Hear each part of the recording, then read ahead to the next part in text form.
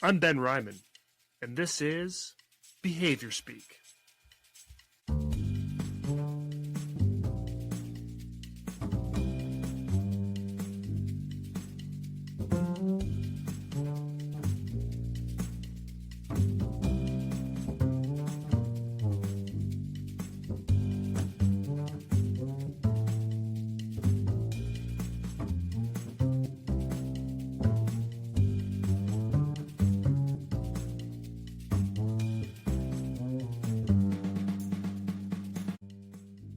In this conversation, Jessie Arroyave discusses the challenges and opportunities in the field of behavior analysis in Guatemala. She emphasizes the need for better communication and partnerships among professionals, the difficulties of finding mentorship, and the importance of raising awareness about ABA. Jessie also shares her experiences in running a clinic and her aspirations for the future of ABA in the region, highlighting the necessity of increasing the number of certified professionals and improving educational resources. Welcome, Jessie. Thank you. Hi, Ben. Hi, great to have you.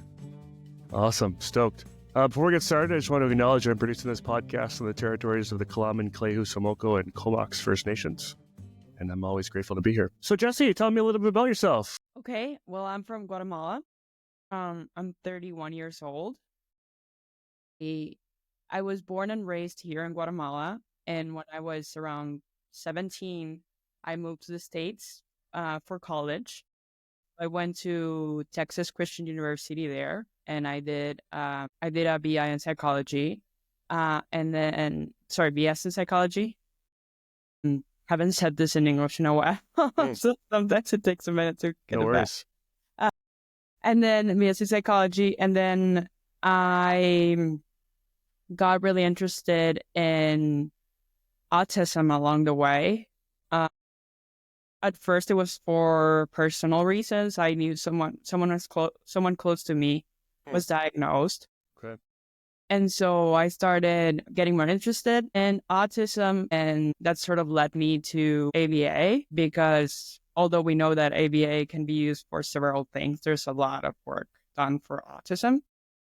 So I started there. I started looking into ABA. Of course, my degree included a few classes in it already. Okay. So, but then when I graduated from TCU, I wanted to get firsthand experience before I decided that that was what I wanted to continue doing. So I stayed in Fort Worth and worked at an ABA clinic for about a year before I decided that I definitely loved it, and that was what I wanted to do. And so after I worked there, I decided that I wanted to do a master's. Initially, I wanted to do it in ABA specifically, but then when I started looking into options, I encountered some options that were like a mix between like ABA and special ed. So that's what I ended up doing. I thought it would bring like a new perspective to just like psychology ABA. I thought special ed would be like a nice mix. So I ended up going to UT Austin, and I did a master's there in special ed, early childhood specifically, which was also, it had all the ABA requirements and for the BACB. So I then ended up getting my certificate, and then the plan always was to move back home eventually. I wanted to transfer what I was doing there and just kind of like bring back some of the knowledge back to my home country. It took me 7 years to come back. I honestly didn't expect to take that long, but then, yeah, it did. And so then I came back and I started my own clinic here, which is what I do still. And then another thing that happened along the way, when I was already like 2 years in here, a little bit longer maybe, I started getting really interested in ACT, which is something that a lot of people in ABA now are interested in. So I started looking at like programs where I could get trained in ACT, and I ended up doing another master's degree online in school in Spain, where I did not only ACT, it was like a mix of, they call it third generation therapies. which involves ACT, but it also involves like behavior activation and other types of therapies that are more in the like psychoanalysis area. But they all, in terms of behavioral, they're all in the behavioral scope. I also had some during the program that are not in the behavioral scope, but I didn't really like get that much into them, because it was just like a little bit of knowledge here and there. But ever since I started that, I got into ACT 2. So now I mix a little bit of both. I do, well, just like regular ABA clinic stuff with ACT. And so I use that mainly when I work with adolescents or just families in general. I use it a lot for like parent training as well. And so it's been a good addition. So yeah, so that's, I think I said a lot of things, but that's kind of like what my path has been. Yeah. And I'm an ABA lover. I think I'm in love with our science, but I especially like always knowing more. I think the one thing about me that I always like to tell people about is that I don't think you can ever stop learning. So I think that the only way to like do better in whatever you do, whether it's behavioral science or whatever you do, is to always know that you always need to learn more. So that's something that I try to like incorporate in my practice always. Always see like what's new, what else can I learn, reflect on what I've done. Because I think that always, as a behavior analyst and just in whatever profession you're in, you start at one point and you always think, oh, I'm doing so good. And then you reflect back a few years later and you're like, wow, that was like so far from where I am right now. And that's just like a growing process, you know? So yeah. So I think that's a big part of my journey, to always have that perspective on there's so much to learn and so much to grow. Yeah, you're truly wise beyond your years. It's awesome. Yeah. No, these are things that certainly for me, it took a lot longer for me to kind of realize some of those pieces. And I think you're a good model for a lot of the young folks in our field that are struggling with things like imposter syndrome and sort of this idea that they get the BCBA and suddenly they need to be as knowledgeable as, you know, the John Bailey or the you know, or the whoever in the field, right? And I think that's part of the issue, because a lot of people think, and I think probably when I got my BCBA, that was my mindset too. It's like you get your BCBA and you're done, right? That's what you think when you, because it takes so much work. So like when you're done, you're like, okay, this is it. Like, and then you're like, no, this is just like the beginning. Yeah. There's so much to learn from there. There's so much you can do with it too. Which is like, I think that it's very useful when you're like starting to get your BCBA, your hours, to like try as much things as you can. Like we tend to stick to like, you know, like I said, autism, like working with kids with disabilities and stuff like that. It is great. And a lot of people love it. I love it. But it's also really great to experience other areas. And I, for instance, wish that I could, as of this moment, I don't know if I would have liked to work with, I don't know, dementia or any of the other fields that are available, just because I never did it, you know? And so, and like I said, when I did all of this like ACT training and I worked in that area and more for like personal growth and stuff like that, there are different areas and different things you can do with it. We have OEM and all of that. And so I think that that's a huge thing too, that we don't realize sometimes, that, or at least people who are starting to get their BCBA don't realize that it's just a starting point. And there's so much more you can do from there, and so many places you can go. Absolutely. I think it's really unlimited, isn't it? Yeah.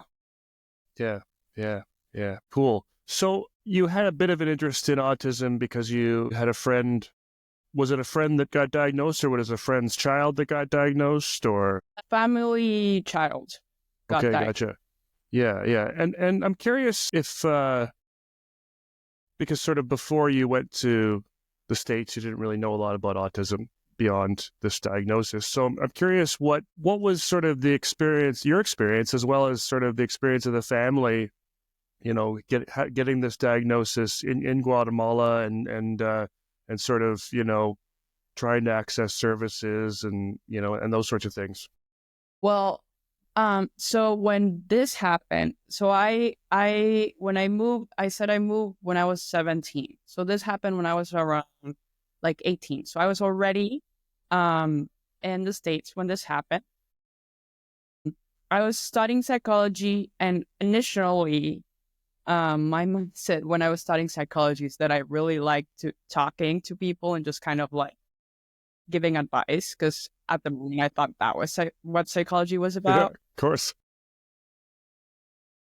But yeah, I was intrigued by like the mind and like the way people behave. That was always something that sparked my interest. But so when I was already like 1 year in college, then I heard the news that this family member was diagnosed with autism, and for them. Do you have a credential with the International Behavior Analysis Organization, the Qualified Applied Behavior Analysis Credentialing Board, the Behavior Analyst Certification Board, or would like a certificate of attendance for another organization? You can earn one continuing education unit by going to www.behaviorspeak.com, clicking on CEUs, and entering the 3 secret words. The first secret word is Guatemala. I think he was diagnosed when he was like 2 or 3. For them, it was a process where like they just sort of noticed that some things were different about him. He has an older brother. So I think they just noticed that there were some things that were different from his older brother, and he seemed, I remember they would tell me he is just way too calm. Like nothing ever gets to him, and he's always like just super, super calm, and it just feels different that he's just calm. And so they started noticing that maybe some milestones weren't being reached. And so at the beginning, they didn't know. Like, I think when that happened, which was probably around like 10 years ago, it was, and still is, autism here is not like something that people are very knowledgeable about. I think to this day there's more knowledge, but at the moment, like I don't think they knew anything about it. When they start noticing like the things I've talked about with this child, and so their like approach to it was to go somewhere else. So they actually left the country and they went to, I think it was Miami, where he got the diagnosis officially. I see. Okay. So they went somewhere else to like get him tested and see what was going on, and he got the diagnosis there. And so when he got the diagnosis, and I think it was before that, his grandmother started looking at stuff online, how sure. and she was like, like this autism thing sounds a lot like our grandchild. So like, let's take him to the States and get him tested. And so, and yeah, that's how he got diagnosed. I think at first they were very overwhelmed because like I was saying, it's not something that they were very aware of. And I think they got some messages like, he's never going to be able to speak. He does speak, but he was never going to be able to speak. And like a lot of like, it was more of like how it was going to be difficult for him. Right, of course, yeah. Then, and so they were very overwhelmed, and they started looking at services. And in Guatemala, we basically at that point had nothing, or ABA was not a thing. And then there was probably like something around like speech OT.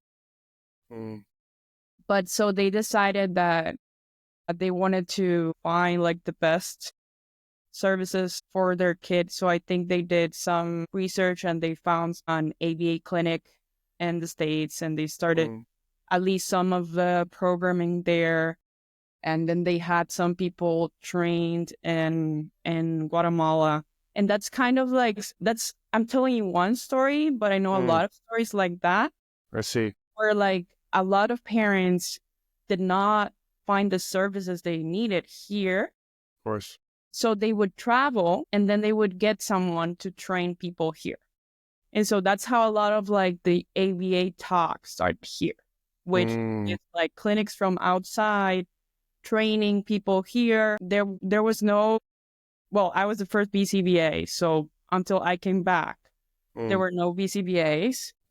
So basically the how ABA existed here was with outside clinics who would like supervise or train. Some of the clinics were just like sort of ABA, but not. And so, yeah, so there was very little. But so what a lot of families did was that they would like go for like a month to Miami. A lot of them do Miami. I think it's because it's close. I don't know. But a lot of them would go to like Miami or sometimes Houston, whatever is close, and they would like get their kids assessed, build a program for them, and then just bring the program back home and have someone trained in it. So that's a lot of like how it started. Some kids were getting ABA therapy here, but it was sort of like that. And so so when I found out that this child from my family he was diagnosed with autism, I started getting interested. And then I think I don't remember my family specifically talking to me about ABA. I think that they were still like pretty new to them. But I started getting involved because before I did ABA, I started getting involved with autism in other areas. Like I was part of a developmental psychology lab where we worked with a lot of autism cases, and we did a lot of research in that area. And then I also was part of Autism Speaks, the chapter at TCU at the moment. That's kind of like where I started getting a sense of like what it was like. And I kind of, before I found ABA, I guess I fell in love with just like autism in general. I found it very refreshing to like spend time with kids with autism. And then when my interest grew, that's when I talked to my advisor at school, and she said, well, if you really like autism and want to work with folks with autism, well, you should be doing ABA because they do a lot of work with autism. So that's kind of like why I ended up getting interested. But then I also fell in love with the science in itself, not just its relationship to autism, if that makes sense. So because you're a family member, they'd be like probably 14, 15 or 16 now. 14. Did they end up accessing any services or? Yeah, so what happened is like I said, they took him to Miami, got diagnosed there, and then they went through like a couple, I think, clinics there, and they would transfer, like they would do a program there and they would transfer it here. And so that's how he got the services. He worked with people here who would just follow like a program that was written by a BCBA. And then he also got into a special ed school here, which was really good for him and like helped him a lot. They had OT, they do sort of like floor time and stuff like that. But he had a really good experience there. He's still there. And so that's kind of how they got services, just kind of like a mix between like people who were like here and people who were not here. Yeah. That makes sense. It does. I want to get into sort of ABA and kind of your work in Guatemala, but I'm curious just sort of what you mentioned your family member being in a special ed school. What is sort of the philosophy in Guatemala of supporting, autistic kids and other kids with sort of other, differing abilities, and what is sort of the standard sort of service available? Is there like inclusion? Is it mostly other schools? How does that all work? No, it's actually inclusion is really hard here. There's schools mostly are not equipped and trained to work with kids with different abilities. So it's really hard because there's only like a couple of schools that have like the training to work with kids with Mm, disabilities or different mm, abilities. And not all of them are accessible for everyone. A lot of them are very high costs. And so that's kind of an issue too. mm, And as far as service goes, speaking of accessibility, well, we don't have insurance that covers for services here. So that's also something that's really hard on families because they basically have to choose between like whether we do OT or we do PT or we do speech therapy or mm, they can't pay for everything, you know? mhm, So mhm. because most of it, and we do have, like organizations, nonprofits and stuff like that. But, that's never really enough if you don't have insurance that covers Mhm, mhm, for that kind of stuff. As of now, ABA is still, I would say, still pretty new. It's not as mm, new as when I came back or like when my family member was diagnosed. But we still have only, I think there's 3 or 4 BCBAs in the whole country. mhm, And so there's very few people who can provide ABA services. I think there's still a lack of knowledge in ABA here too, because we had one master's program in ABA here a while back, but it stopped because mm, we only had one graduating class, mm, because the changes in the BACB where they, I don't know if you're mm. familiar with that, where Oh, they yes. changed Very. Yeah. so they decided to not run the program anymore because a lot of people weren't interested because Mm, it was just kind of like a program where they couldn't learn, they couldn't get certified. of course. A lot of people weren't interested. So I think the program just kind of like fell through. Mm, But there's so basically for kids with different abilities here, a lot of what they do is what they call sensory integration. I'm sure you've heard mhm, mhm, something similar. So that's what's big here. They do a mm, lot of like sensory integration, sensory diets, mm. a lot of OT work with that. Right. That's mainly what's big here.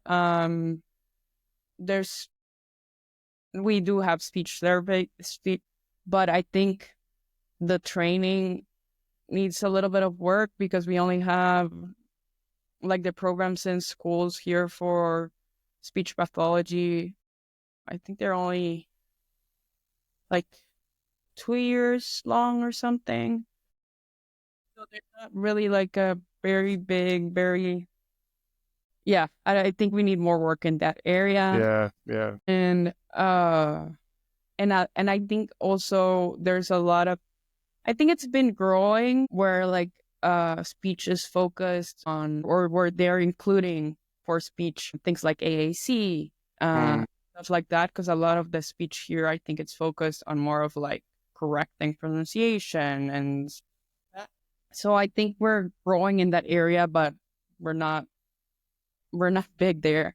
mm, What else? There's, like I said, we don't have an ABA program anymore. There's, I think, maybe 3 clinics in the whole country as well that do mm. ABA. Wow. Just like I said, there's only 3 or 4 BCBAs. As far as schools, that was the other thing you asked about. So we have, yeah, very few schools that are inclusive. Mm, For me, it's hard because I'm a BCBA, so a lot of times I have to like help parents look for schools and whatnot. yeah. And sometimes it's really hard because most schools that are, general ed don't have the possibilities or the training to Mm, do inclusion. And so it's hard because the other thing is because I think there's less knowledge and more stigma here.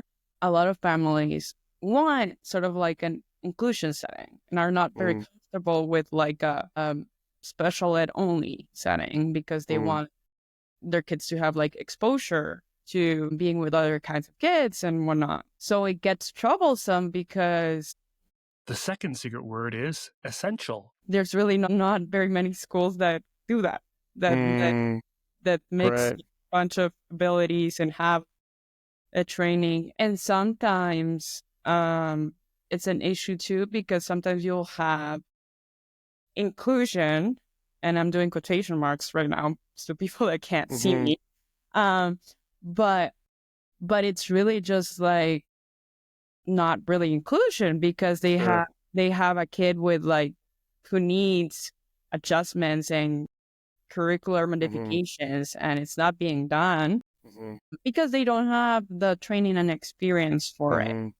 So like I said, there are some options, but there aren't very many. So it's where it gets tough. Yeah. You wrote a paper on all this.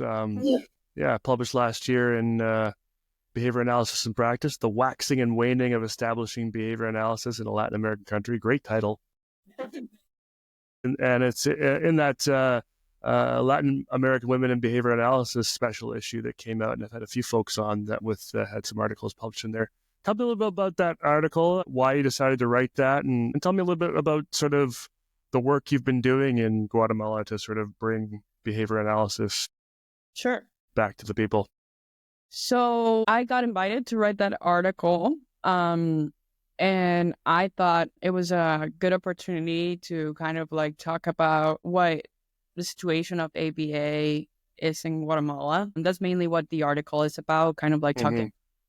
Well, it's a lot about my experience, but it's also how I see the state of ABA here. And I did, at the end of the article, I talk about some things that I think that can improve in terms of like we could get more funding for research, which is something that it goes along the lines of what I was talking about before. We don't really have research going on here. It was actually when I came back, it was a surprise for me that I wanted to, I think I was going to do like a talk where I was going to like the clinic, and I was going to, kind of like tell people about me and like what I was going to do and whatnot. So I wanted to talk about autism. And so I tried to find out like the statistics in Guatemala, like how many people have been diagnosed. And I did several calls and there was no data. They were like, we use like the estimates from like the numbers in the US, but we've never made like actual data here. So that was like super interesting to me when I came back. And then there were other things like, one of the things I talked about in the article is that when I came here and I started working, I wanted to work in the master's degree that was going on at the time for ABA. And when I came, it was almost done. I think they had like 6 months to a year left. But when I started working there, I started working as a supervisor for some of the students. And I realized they didn't have access to articles. And they were doing a master's degree in ABA. So a lot of stuff like that, it was just like mind-blowing for me. Wow. So that's a lot of stuff that I discussed in the article. So what I talked about in the article was kind of like my experience when I came here. Well, how like services are in general, which is kind of like what we talked about right now.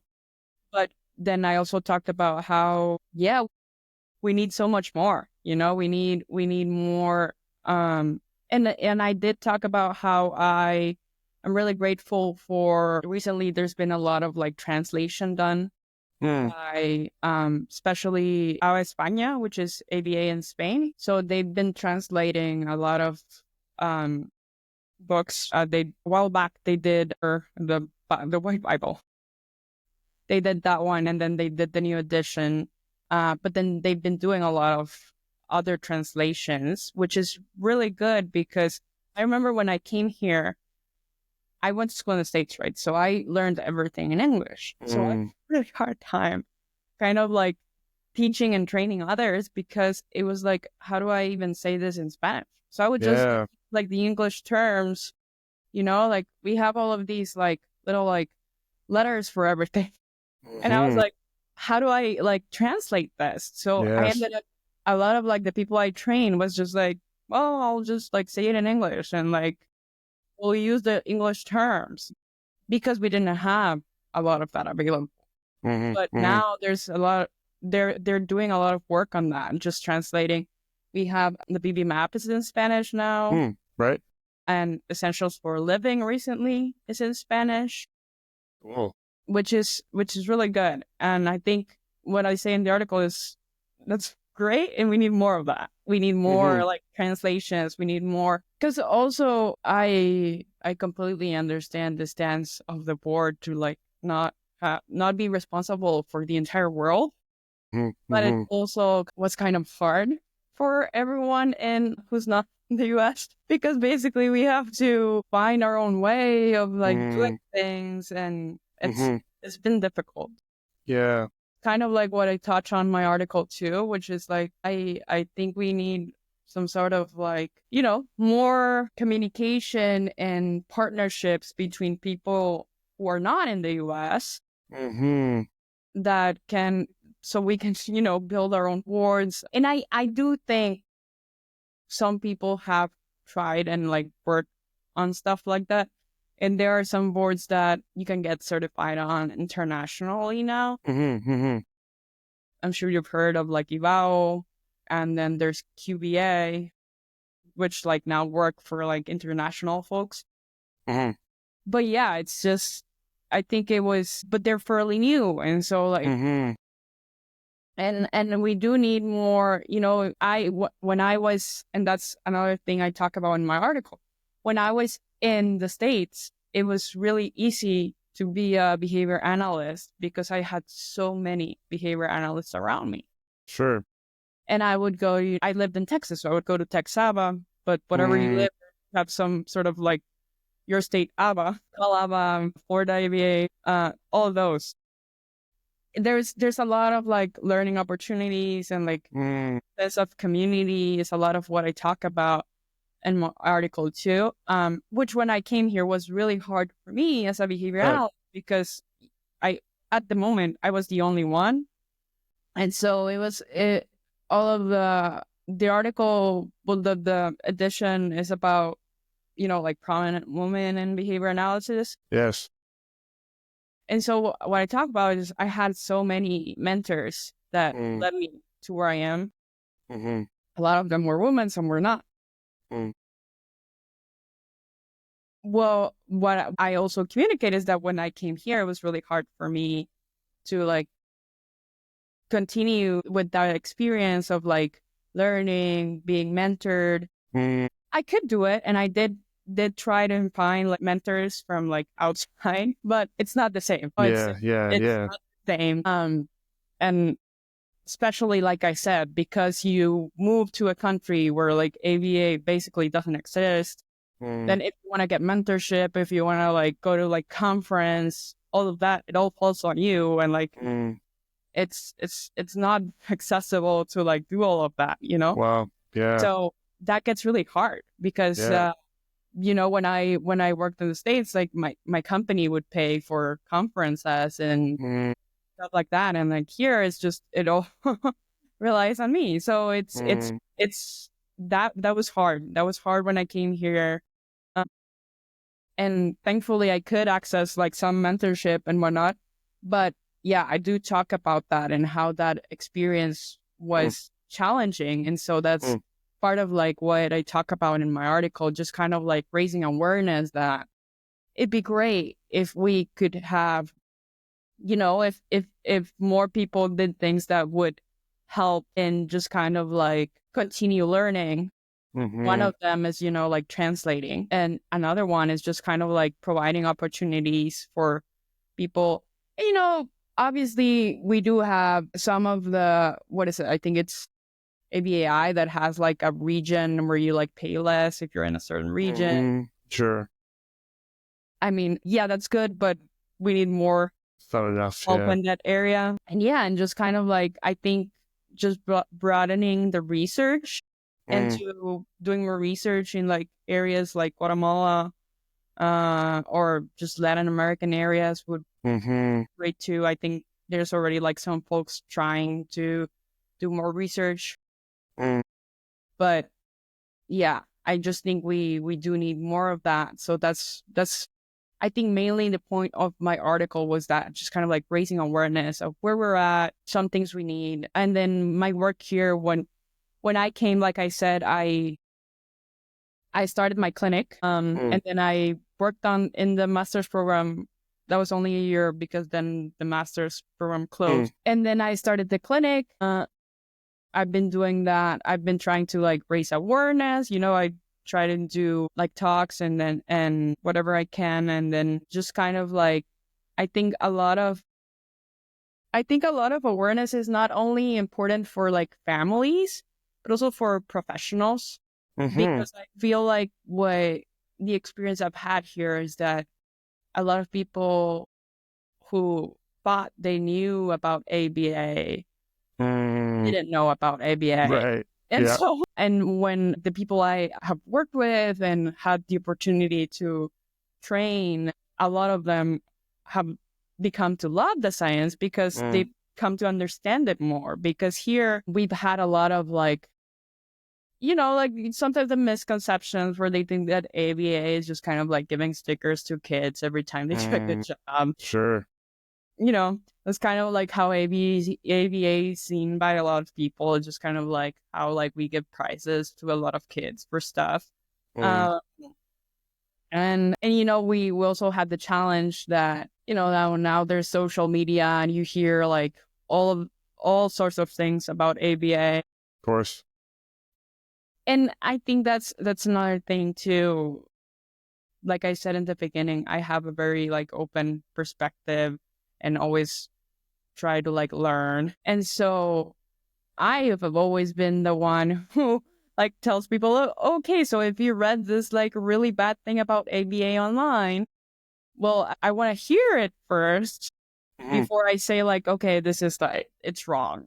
You shouldn't like this, like, and that's part of like when I train people, I always say like, yeah, a lot of ABA has been bad and can be changed, I'm not, so yeah, so I think that, and I think has been a big part of what I've been trying to do here, not only like try to like teach them like, what ABA is, how to do it, but like how we can as scientists or professionals who are trying to work in the ABA field, learn from our mistakes and like keep learning and like how to progress from what has been done, what things we should be thinking about, and because it's one thing to teach, like the basics, the science, but not another thing to help them learn how to think and analyze and use the science. One thing is about learning, like the basics, like this is what a reinforcement is. This is what a punishment is. It's one thing, but then it's I think the most important work is like learning how to like use it. I always say like, and I think I said it in another podcast, but I said ABA is like a magic wand. You can use it for good or you can use it for bad. Absolutely. So one thing I've tried to like put emphasis in my work here is just like, it's not only about like learning. I try to disseminate ABA, but I also try to disseminate how to, I wouldn't say like how to use it well, because it really depends on your situation. And I wouldn't say I know the perfect way to use ABA all the time. How to like think about how you're using. I think that's the most important thing, just to be able to like disseminate that it's a great science and it works. It really does work. But you always have to be thinking about what you're doing with it and why, basically why you're doing with it. And like I said, I've had some ACT training and that helps always help me to be questioning constantly, like, why am I doing this? Where is this taking me? Right. And that's kind of like what I've been trying to do with my work here. And I do that, when I'm training people who work with me, but I also do, or when I'm giving workshops and whatnot, but I also do it with parents, because with parents, you get that too, where they're like, I really want to work on this or that. And you have to ask yourself, why do you want to work on this? Like what good is it going to do for your family, for your kid, for your life, for his or her life in general, So what I've tried to do, like I said, is disseminate not only the science, but also a way of thinking that builds progress. Nice. So tell me more about your clinic. When did you start it? Okay. What's it called? And do you have some staff? And what kinds of things are you working on there? Okay. So I started it 2018. Or 2019. Sorry, 2019. 2018 is when I moved back. I started 2019. And so I started in the beginning, I was only doing work with like early intervention, because it's what I did my master's in. I was kind of afraid of teenagers, to be honest. But then I started the clinic. Then we had pandemic and COVID and whatnot.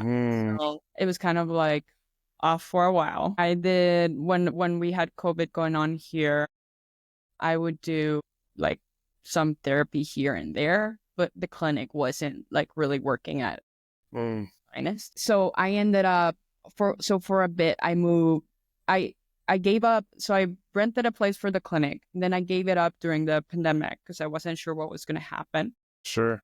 And I went and I started doing just like therapy. I rented like a little space, just kind of like a 1-room thing. And I started doing therapy with like a few kids here and there who wanted to, basically. And then eventually, when things got better with COVID and whatnot, I started back up with like renting more and more space. And then I got back to the clinic I had in the beginning. When I started, it was just me. I would do like the programs, and I would do the therapy, and I would do everything. All of it. Wow. Yeah. But then slowly I started, when I grew a little bit and had more clients, I started getting some staff. Right now I think I have 4 therapists. And so, but still, basically I do all of the programming. And they all work as, I say techs, because that's the kind of work they do. They're not really just because of the board. Some of them are starting to look into maybe getting certified by these other boards I talked about. But yeah, so I have my clinic. I have staff there. We do work now. We do the same work we did before with kids with autism.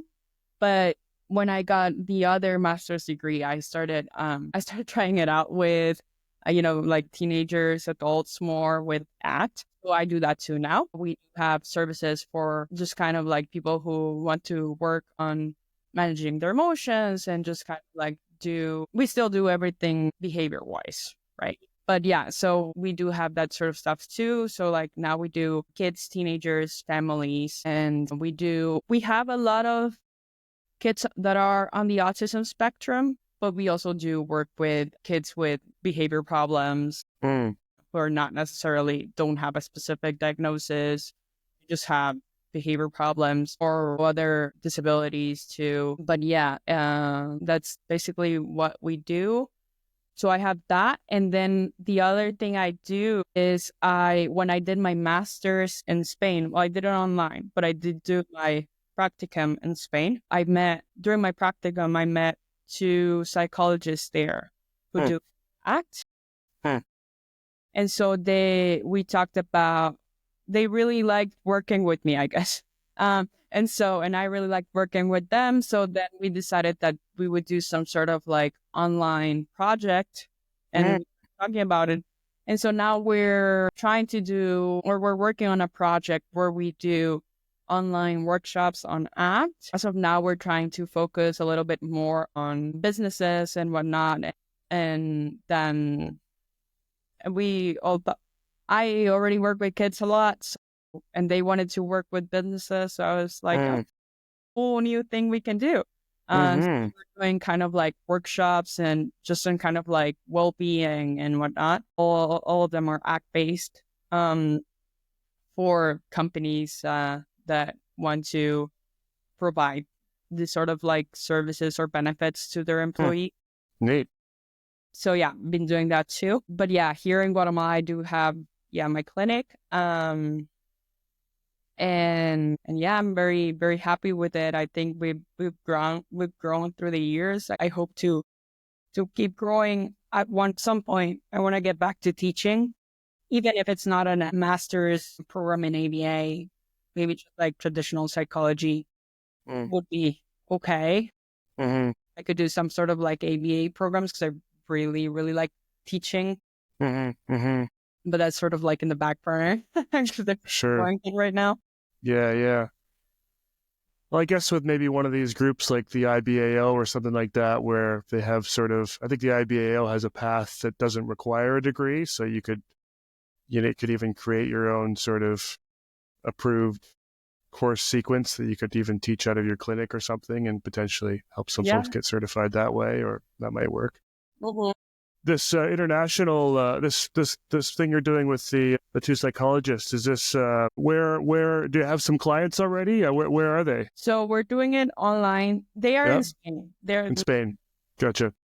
Both of them are in Madrid. We've worked with like a couple of so when we started, we thought we would do workshops for anyone who was interested in like well-being and just kind of like know how to like make your mind stop running, basically, and stuff like that. So we did some workshops for parents first, but then we decided that we wanted to do something more specific than just kind of like parents and companies and and so we started doing more corporate companies. So far we work with like a couple of companies. It's fairly new, so we're still like starting that, but yeah, we do it online. So basically what we do is just kind of like offer kind of like a package where you get several sessions where we do like training on how to like techniques for you to like work on stress, productivity. So basically we do like we call them workshops. So we do these workshops and then we offer that if they want an employee to have like individual sessions, we do that too. So yeah, that's still fairly new, but that's the thing I have got. Neat. You mentioned before we hit record that you're putting on a bit of a conference coming up. Can you tell me a bit about that?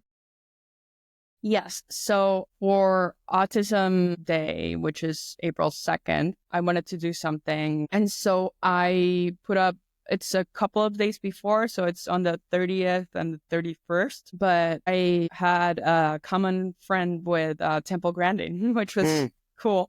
So I got her number and she said she would do it. But it was really hard for her to fly here. So we're going to do it online. And so she's going to talk about, it's mostly going to be a Q&A with her about kind of like her experience with autism and just kind of like what kind of like her insight is on how she sees autism playing a part in life for families and just for her as an individual. So she's got to talk about that. Then I have two mothers. They both have kids with autism, teenagers. So they're going to talk about kind of like their experience and I think they're going to talk about like some of the things we talked about here, like how, like for each one of them, how like getting the diagnosis was and whatnot, and what they did with that, and like what has helped them with like, living with autism in their family. So they're going to talk about that. And then I have, I don't know if you know, Miguel Avila. I know the name. Yeah. Okay. So he works with Troy Fry and Patrick McGreevy with Essentials for a Living. And basically he does all of the Spanish stuff. Mm-hmm. So I think he is one of the people that help like translate all of the like the assessment and the manual and whatnot. And he teaches the kind of like he does I don't know what to call them, like courses in Spanish where he teaches about essentials or essentials. Oh, perfect. Yeah. How Cool. to use them. So he's gonna do like an overview on what is it for a living is. And then he also works with Diana Vergara, who I don't know if you've heard of her. I've heard her name too. Yeah. Yeah. Okay. So she owns a company called DIVERSITAD, where she basically disseminates behavior analysis and does trainings for parents and professionals in Spanish. They're not an ABA per se. It's more, she does more of like, they all use ABA. They're all like based on ABA. But what she does is like intervention for autism, for professionals, in a way that's respectful and evidence-based. Yep. Cool. So she's going to talk about that too during the conference. So yeah, we're pretty excited. Yeah. And Miguel, he interviewed you in a similar conversation we're having, but in Spanish on behavioral observations. Isn't that right? Yes. Yeah. Cool. Yes. So I met Miguel through, a lot of like Latin behavior analysis know each other, just kind of like, cause we try to like network a little bit. So I knew him from like networking with other Latin American behavior analysts. And then I worked with, I don't know if you heard of it, but we also did an article, which it just came out, I think, how long ago? Maybe 2 months or so. But it's also about kind of like the current state of behavior analysis in Latin America. So for that one, there's like a bunch of authors. But it's, so they had everyone from, like Colombia, Nicaragua, and whatnot, just kind of like write, like kind of like a paragraph about like how things were. And so the paper incorporates all that. And so I worked with him on that paper. And then I took the Essentials for a Living, some of the trainings in Spanish that he did, which are really good, by the way. And then we were just talking one day and he read my article and he was like, oh, you should come to the podcast, because he's doing all of the Spanish stuff. Yeah. Now. Nate. So I came on the podcast with him. And then He was here recently because Dr. Hanley was here recently. So he came to see it. Yeah. And Dr. Haley was in Guatemala? Yeah. Wow. Really cool. So did you bring him in then? I did not. Someone else. Okay. Did. Another clinic. Wow. Gotcha. Yeah. Nice. Pretty cool. That would have been pretty awesome for folks. Cool. Well, we'll definitely put that podcast in the links, and we'll share Miguel's Essentials for a Living course as well for folks to find, and information about the conference as well. That's awesome. Cool. That's exciting. So a lot on the go right now for you, Jessie. What's sort of your you talked about maybe getting back into teaching at some point. What's kind of your 5-10 year vision for your company and for ABA in Guatemala? The third secret word is temple. Well, I think I would like my company to keep growing, but then I would also I think in a 5-10 year plan, I would love to do more work with folks who want to get certified and are from Central or South or, Latin America in general, because I think, and right now, for instance, I'm supervising someone who's working in Honduras. She's actually from the States, but I'm not sure how she ended up in Honduras, and she's doing there. And so she said she actually contacted me, and she said, I really wish I had a supervisor who understood, the culture and going through. And I tried having a supervisor from the States, and I didn't feel that. So me, and I think that's kind of where I want to go. I would love, like I said, I really like teaching So I would love to like work with more people who are like trying to learn more about ABA. And like I said, it's also it's a passion of mine to, like I said, not only teach them about the ABA technicalities, but I also want to communicate, ways to practice that are humane and also thoughtful and go towards progress. So I think what I would want to do eventually is just also work on that too. There's this program called QABA en Casa, she's a person from Argentina she worked with QABA and IBAO, and she has like a whole course sequence where you learn ABA, and then she can do some of the supervision for you to get your hours, and then you get cool.